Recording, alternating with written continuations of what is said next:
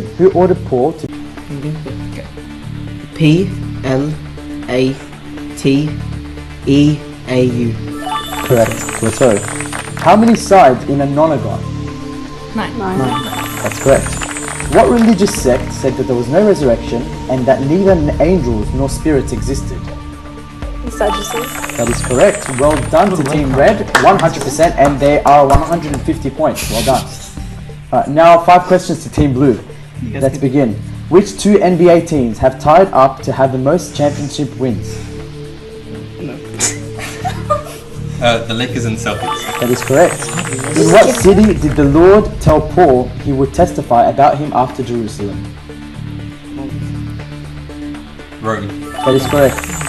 Spell maneuver. M-A-N-O-E-U-V-R-E. That is correct. Where did the iconic Caesar salad originate from? Mexico. That's correct. Who heard of the plot to kill Paul and warned him in the barracks? Paul's sister son. That is correct. Well done to Team Blue on 150 points. Both teams are currently tied. Now we are off to round 2. 60 seconds on the clock. Beat the buzzer. Everyone's hands on the buzzers. Let's begin. What element of the periodic table has a symbol K? Number 4. Potassium. That is correct. How many books did St. Paul write? Number 2. 14. That is correct. 40 men took a vow to not do what until... Number 1. Eat or drink. That is correct. What is the scientific name of a dog? Number 2. Dog. That is incorrect. It's a canine. How many days are in Jonah's fast? 3. Number 3. 3. That is correct. What is 87 plus 56? Number 4. 124. That is incorrect. It's 143. What are the names of the 3 saintly youth? Number 2. Cedric, Meshach, and Abednego. Correct. Who was the first pope of the Coptic Church?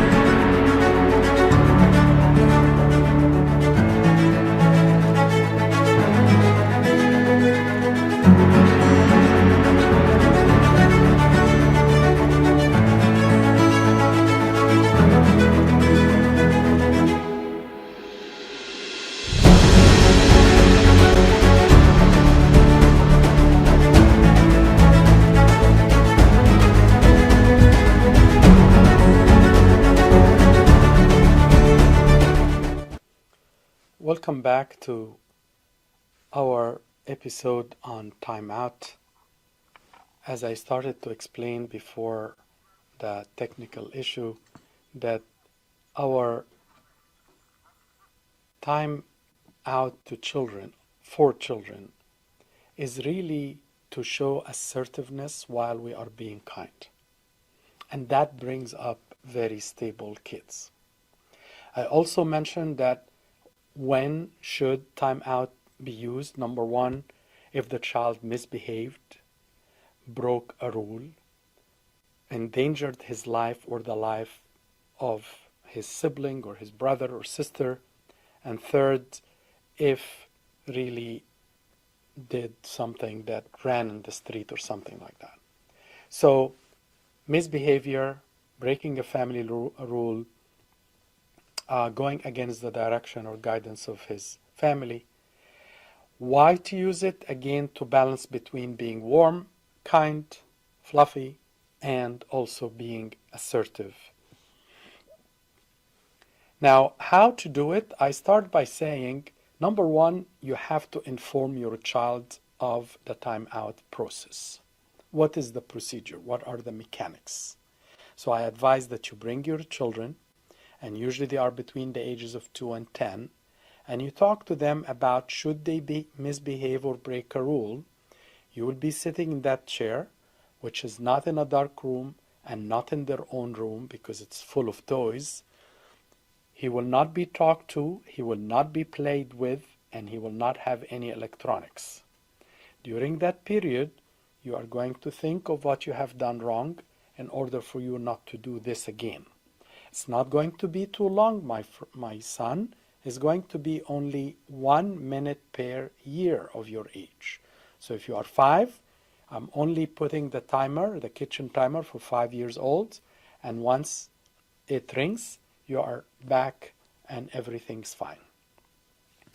The second thing that you need to do in order for you to have a successful timeout is it must happen immediately after a misbehavior. You cannot say, in the morning you were hurting your brother and now it's 4 p.m. It has to happen immediately after. Very few occasions we allow a timeout to happen later. Maybe you're in a store buying something and your kid did something wrong. There are two schools of thoughts. Some people recommend that you still do a timeout in the shop. Ignore those who are looking at you. Tell him to sit here and you stand next to him for the next 5 minutes. No talking, nothing like that. And he may throw a fit, he may have a tantrum, and you may have to endure all of that because he wants to embarrass you in front of people. But you should not tell him or her, you are embarrassing me, nothing like that. Occasionally, there is another school of thought that this is the time that you may postpone time out until you go home. I have heard also and read from some psychologists recommend if something happened in the car, that you actually find the safest time to go on the shoulder or in the exit and you take a time out. And you tell them we're not doing anything until we correct our behavior. And you wait the 4, 5, 6 minutes that you have to do. So far the timeout must be done after the behavior immediately. You must inform the child of what you are planning to do. The timeout place must be in a visible area and not surrounded by toys or electronics, not in a dark room, not in his room because he may sleep, he may play with something, and it should be in somewhere visible. The next step, you must tell your child why he's taking a timeout. And you have to give it in the most short method, sentence, without the lecture, without raising your voice, without losing your temper. You are very clear. You did not listen to me when I asked you to put your toys down. You are going to time out. You did not listen to me to stop hurting your brother. Time out. I told you to have a shower before you go to bed and you did not. Time out. And then you will go for the shower and so on. So you have to practice these things, in my opinion, with your kids when you guys are in a good mood. Make sure your child understand what's a misbehavior is, what's a bad thing that he will be punished by a timeout for. You can't just do it without explaining. I'm going to answer some questions that came and then I'll go back. What is the right answer to tell my daughter who's 10 years old who told me that she had a crush on a friend or even older than her? On a friend or even older than her with 8 years? Her dad and I give her a lot of love. Why this is happening? I need to save her. Please advise me. So number one, there is nothing wrong at all with your daughter, and she is not lost, and do not be crazy worrying about her. For a child of 10 years old to have an attraction of an 18 years old, it doesn't bother me at all, and it can happen many times. Some of them have a crush on their teachers. Some of them have a crush on someone in the TV. All what you should do, you should always talk to your daughter in a very clear way. Don't scare her from love. Don't scare her from being attracted. Tell her it's completely normal for a young girl to be attracted to a young man who is maybe much older than her but still young. Tell her that her body is like the altar in the church, and her feelings and her mind is like the altar and the table inside the altar. Would you bring something bad there? You have to preserve it. You have to put the curtain. You have to close it. No one should enter and play inside this amazing altar. Always do not scare your daughter from her body. Do not scare your daughter from her normal feelings. These are hormones surging and making her like somebody.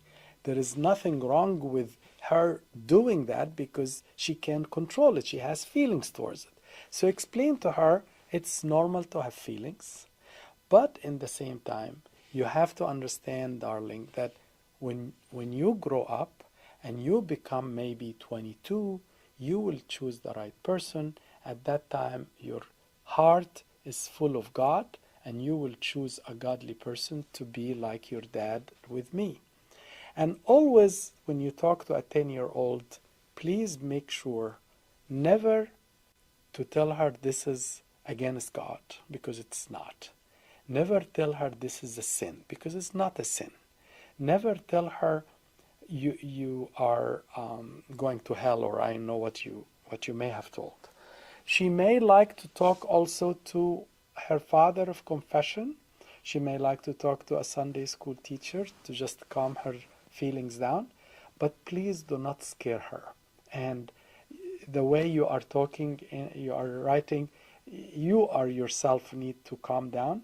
I think you are too scared and too worried. Just pray for your daughter, and there is nothing wrong with what she has. Believe me, 3 months from now, she will not even think about this kid. Her hormones just are very unstable. Another question. I want to start a single parent family ministry. As a single parent myself, I see my own children suffer because they always hear about parents and dads. I want them and other kids to know through circumstances a family can have different faces, not necessarily a mom and a dad. Could be grandparents, etc. Is that okay? God loves them just as much as those with mom and dad. I fully agree with you. And by the way, I have a soft spot to every single parent, whether due to separation or death of one of the two parents. And I always say it's difficult enough for a mom and dad to raise a child. So those are super dads and super moms who are alone raising a child. And I want you to know that most of us in the church educators group pray for you and pray for all similar people like you, because we all believe you guys have an amazing talent, and God will give you a lot of blessing and will give you grace because you need it. And let me tell you about resources though. There are several churches actually, I believe in the Southern Diocese, that started a similar service. However, please reach out to me separately and let me see how we can help each other in finding the group of single dads or single moms who want to be together and support each other. I think it's a very, very good idea. I also want you to know that when a kid has no dad, I think that's your question, for any reason, a couple of things must happen. If the dad is still alive and he may be a bad husband but a good father, please do not prevent him or her, if it's a mom, from seeing the children. Number two, do not speak bad about the other parent, especially if he is a good parent. Number three, if there is a chance they meet with that parent, it makes the kids much more stable. Remember, we are living in a society where gender identity is completely confusing. And having one parent alone, unfortunately, makes this issue even more prominent. So, trying to balance that, if the other parent is present in their lives, please do not preclude the kids from having them. The second advice I would like to give, it's very important that the kids recognize the father figure in some other ways. Now I'm talking because you said I'm a single mom.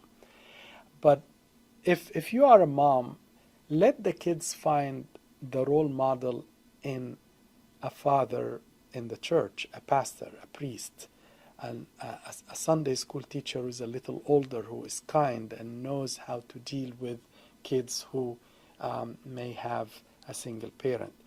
If this is a single dad, sometimes it's even easier because there are so many good moms in the church and many of them have grown so many kids and now they are even older than you as a dad, and they will be happy to do that service, to check on them, to take them to buy shopping things, especially when they become in the adolescent period and they need some female stuff, and you as a single dad do not know how to do this, or you may feel embarrassed.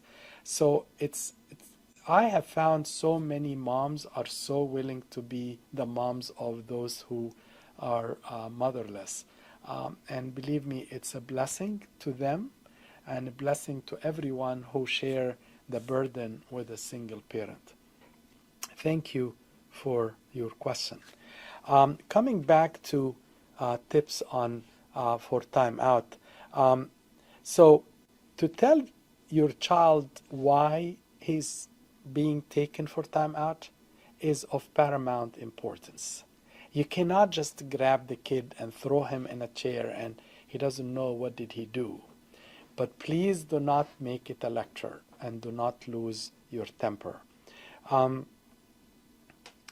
The other thing is you cannot occasionally change your timeout method. Your timeout method has to be consistent. So it has to be the same chair all the time. It has to be the same time all the time. It has to be the same pattern of speaking. Exactly, I'm speaking. You hit your sister, you are going for timeout. Stern, clear, to the point, no discussions. Why, mom? Why this? Why? You don't speak. You just point. He has to sit in timeout. And you in your practice, you tell him, if he refuses timeout, the timeout increases 1 minute each time he refuses. So it's becoming 6 and then 7. And you just point to him, 6, 7. And all of a sudden, I can assure you, he will be willing to do it.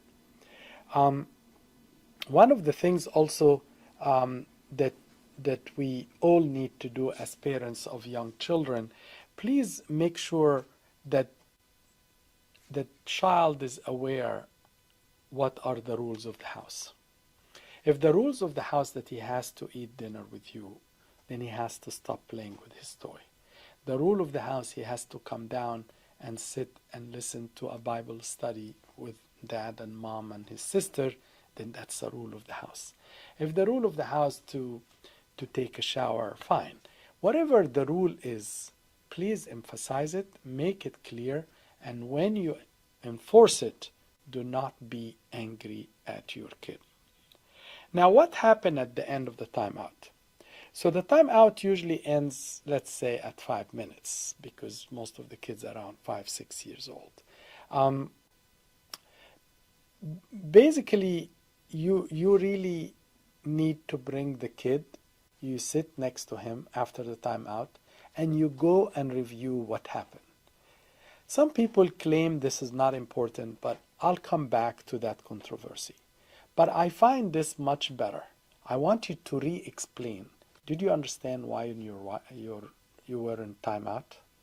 Yes, Mom, I did not put away my toys when you told me. Good, I'm glad you know. And whenever he puts his toys away, you must praise him and you must encourage him. And make sure that day you find something good he did. Oh, you did a great job praying today. I'm very proud of you. I like very much the way you put your toys in an organized way. I'm very proud of you. Thank you very much for taking care of your little sister while she was not able to climb the stairs. Whatever. Find something to praise your kid and don't let the day go by after a timeout without explaining the reason of the timeout, to praising him or encouraging him. So that's what we call end of timeout. The end of timeout also, that you need to never smack or hit or do something angry like this. Not allowed.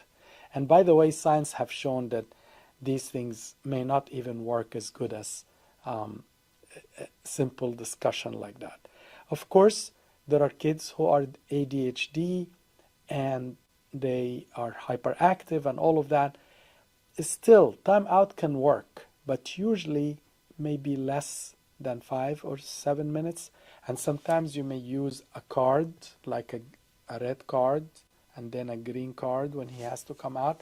They are more responsive to colors than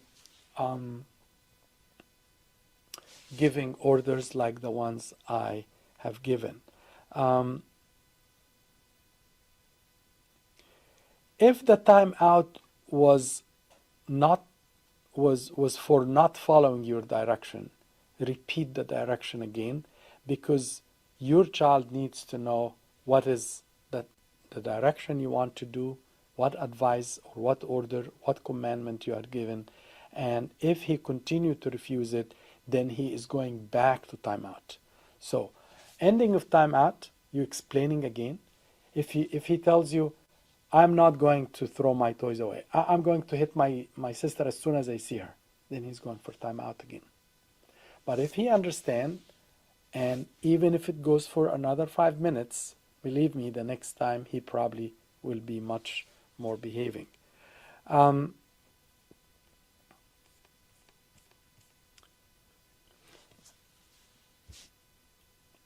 Another question following the single parent issue.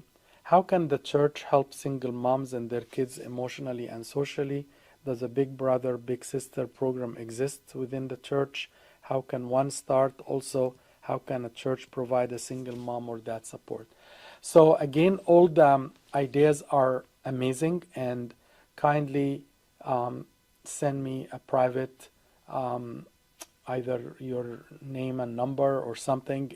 Nobody will see it. I will be the only one who will see it, and I will reach out to know which area you are in, and I'll find the correct group.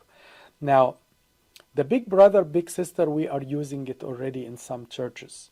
So when we have a widow, a female widow, we right away find an older brother to her children, or an older sister to her daughters.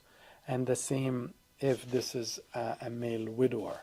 So the big brother, big sister must be emphasized, and the priest as well as the Sunday school teachers should help out the single moms and dads in finding who can guide their kids growing up.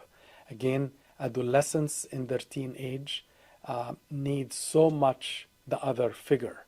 And as I mentioned, they become more balanced when they know that there is a man they can reach out to, or a mom can reach out to when they need to talk about something bothering them. It could be being bullied in the school. Probably they want to buy something private, clothes for them, and she can't tell dad that she wants it, and so on. Now, The other thing that you are mentioning, and I will definitely try to find out if it's available in some churches, and um, how can we help you finding the right group, is really the idea of can we have a support group for single dads and another support group for single moms. So this is, I'm not sure if it exists. It sounds like a great idea, but to tell you the truth, I am not aware if it's happening or not. So I would like to research that and see what's happening. I think there is one more question that came.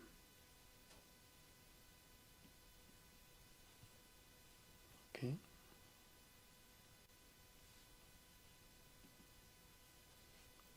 How do you give time out to special needs kids, autism, ADHD, and mental delay? Yes, thank you so much for this question.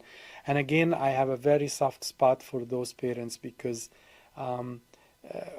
they are carrying amazing burden, and I know God will never let down their care and their love and their patience and their ability to contain their anger and frustration. But as I said, number one, those kids cannot be blamed for being hyperactive. It's not fair. But whenever you want to do a timeout, usually you will raise the red card. And I find from my studies and my dealings with some kids, if you tell him, if you do something wrong, if you hit your brother, if I raise the red card, you have to go and sit in that church for 3 minutes. You are not going to do anything for... Autism is the same thing. They will respond more to colors. They don't respond to verbal. ADHD, usually they respond to verbal very well, but they may not be able to maintain the quietness that you require. So you have to lower your expectations a bit. Also, I'm sure your home is more equipped to work with a kid who may have some of these special educational issues that you have to be careful with. I find also some of those children are so smart in many things. They may have a delay in some mental capacity in some of the regular school issues or school studies, but they are very smart when it comes to tasks. Very smart when you tell him, come with me, and you take him and you say, your toy, this is your toy, need to be placed here. And you show him here. And then you give it back to him and you tell him here. And the more you practice scenarios, it has to be not verbal only. It has to be verbal and visual, and sometimes tactical. So you using the touch, so he has to hold the toy, and he has to hear the order, and he has to see the place. So use visual, tactical, and verbal as well. And those will, of course, not enough, but they are more or less can be helpful. I want to also bring another question that came. What you as a parent should do when your child is in timeout? And it's a very good question. One of the things that you should never do, you should not enjoy your time in those 5 minutes. Don't rub it. Don't put his show of, I know, whatever he likes to see on TV on loud, so he knows that he's prevented from it. No, that's not a good idea. The other thing you should not do, you should not talk to your kid. You're passing by him, you don't even acknowledge his presence. He asks you something, you don't respond. And you don't look at him, and you don't talk to your child. Because time out, he has to understand there is a disciplinary action is happening.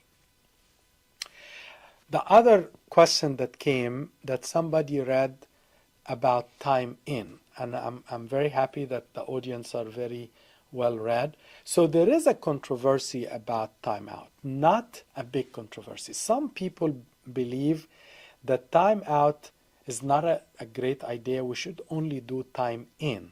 And time in meaning whenever a child does something wrong, you take him in your bosom, you speak to him in kindness, you be kind with him, you don't be ever stern or assertive, but only giving in or time in rather than time out. Most psychologists believe that time in is not effective because you need some sort of boundaries, some sort of rules, and if the child grows up knowing no rules, it will be very difficult to raise the child as an older gentleman in the future. The other thing I want to say, that this controversy brought in an idea, time out, time in. Where the time out, you are stern, assertive, you don't talk to your child, you are not playing with him, he is prevented from playing with his sister, the toys are not with him, the electronics are not with him, he is sitting for those 5-6 minutes. But once he's done, there is a time in. You embrace him, you put him in your chest, and you start talking to him about why did he go through a timeout. Does he understand the rule? Does he know what did he break as a rule?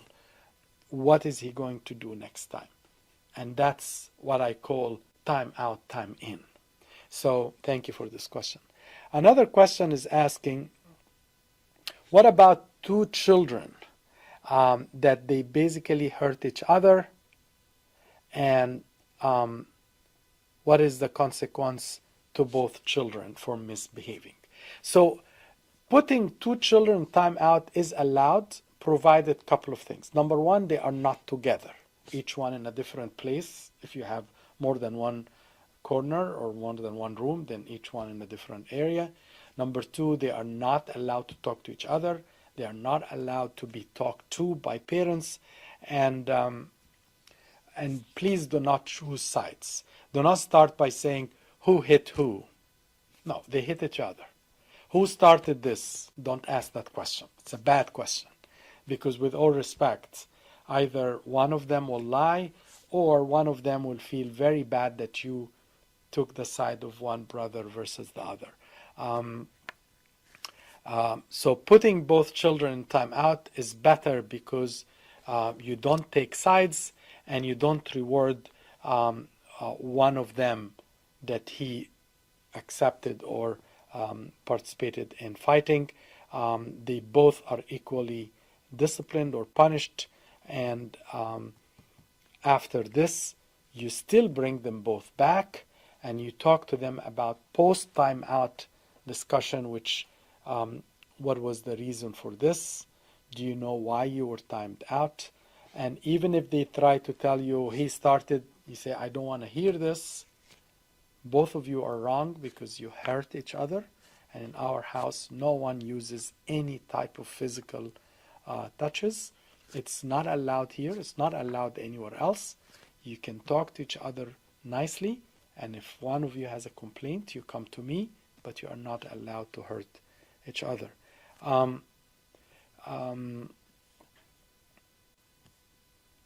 Now, one of the things that I would like also, just almost like more tips for timeout, the announcing the timeout.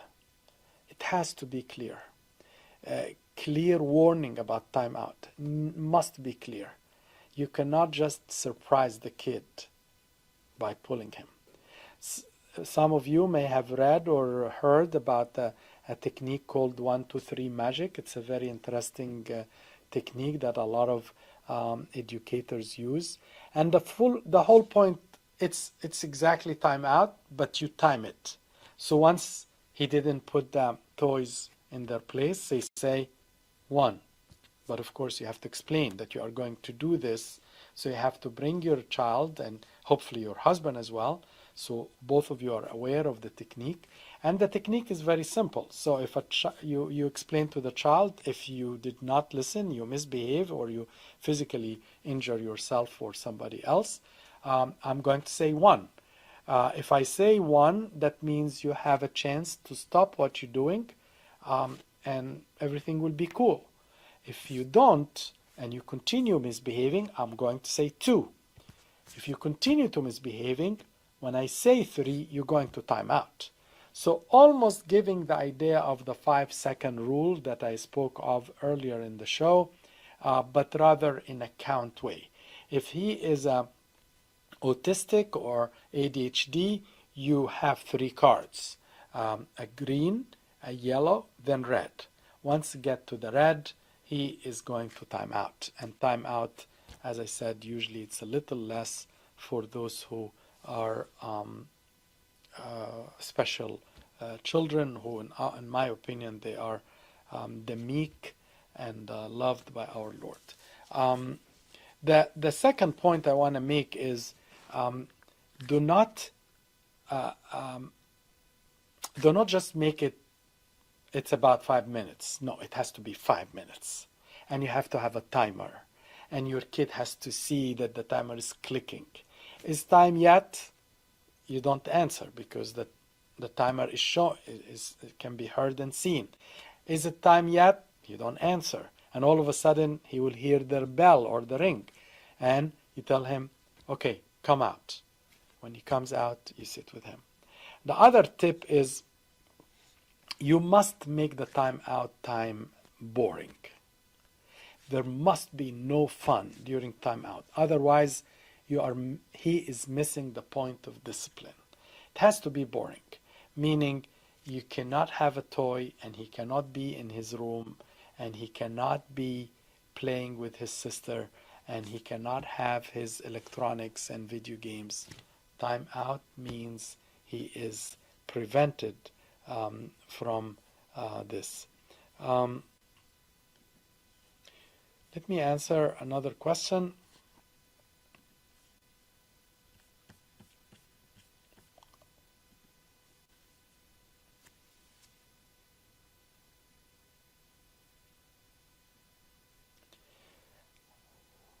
Oh, sorry, okay. I thought there is another question, but I think I missed it. So coming back to the point of I was trying to make, which is the timer or the clock, explain it to them. Again, if they don't understand, I think you can use any type of timer that can be either visually and also can be auditory as well. When the timer goes off, call an end to timeout, and it doesn't matter if your kid is still crying, he still has to come out. You cannot say because you are still crying, stay in timeout. We cannot just break our own rule. You have a rule and you told him 5 minutes. The 5 minutes finished and he heard the timer, so you tell him come out. He's still crying, you sit with him and explain. You can give a timeout another time if he continue to be fidgety or something annoying to his brother or sister. Now, oh, I see. So there is a question about, I like to put a toy during the timeout so my son can be using the time better. So this is not recommended. Putting a toy in a timeout can be used because it basically, he would like to be in timeout. He would tell you, I would love to be in timeout because that's the time he's going to play with his toy alone and maybe his sister cannot share the toy with him. So I don't think that's a good tactic, and I think most people will ask you to avoid doing this because at the end of the day, it doesn't work this way. Let's talk now about this question using the timeout outside home. So a kid apparently is making a big fuss when they were shopping, and the mom is asking what to do. And this is probably the most difficult timeout. The reason it's difficult because your kid will use the audience to make you not punish him. So you went to Macy's or I know what, you want to shop for something, and all of a sudden he starts running and he starts pulling things. So you tell him, sit in this couch, time out. So he starts making screams and cries, and people are passing by looking, and maybe somebody is coming to you, can we help? And if I were you, which unfortunately or fortunately I'm not in that position anymore, but the best is to completely ignore the audience. Completely ignore the audience. You have actually three options. The first option, which is the best, the right one, that you do time out there and then. He sits there for the time that you give him, and you look at your watch and tell him 5 minutes. You do not leave his side because you don't want him to run. He is not allowed to leave. He cries and screams and you completely ignoring him. People are passing by asking you, thank you very much. No, everything's fine. And you continue until 5 minutes had passed. And then you bring him, you talk to him. If he doesn't listen, you put him again for timeout. Your second option, you cut your shopping cycle short and you go home. But in the car, please do not talk to him, do not counsel him, and do not give him a whole lecture. Because as soon as you arrive, you are going to say what you did in the mall was wrong, and you are going for timeout. And no questions asked, no anger, no that you embarrassed me in front of people, no, I'm not going to take you with me anymore. None of these things. You are very stern face. You are not angry, although you are, I'm sure you are boiling inside. And he sits and he takes his time out as soon as he goes home. The third is basically you do it in the car. So you take him and you sit him in the car, and either you sit inside the car or you stand outside the car, but he has to see you. You cannot just leave him in the car and disappear. No, he has to always see you, that you are present, because otherwise he could be scared. So you sit next in the driver's seat, he sits in the back, time out, and you explain to him why he's getting the time out, and because of what you did inside and your behavior, you're taking a 5 minutes time out. If he behaves, you can go inside the shop again and continue your shopping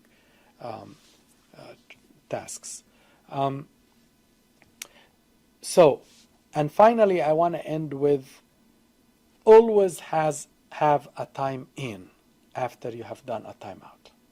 Always bring your child in your heart, in your close to you whenever you have done something that's really you put him in a timeout. Now he comes out. He's still your beloved son, to whom you are very pleased, and you explain to him what happened, and you agree that things will move to become better, and from there onwards, that's it. You don't have to keep reminding him. Should he do it again, unfortunately it will be time out, followed by time in. I hope you enjoyed this episode from our show, Family Matters. I will be honored if you continue sending your questions throughout the week. I promise that we will bring other experts to these shows to answer your questions. Hope to see you another time. Have a great week. Thank you.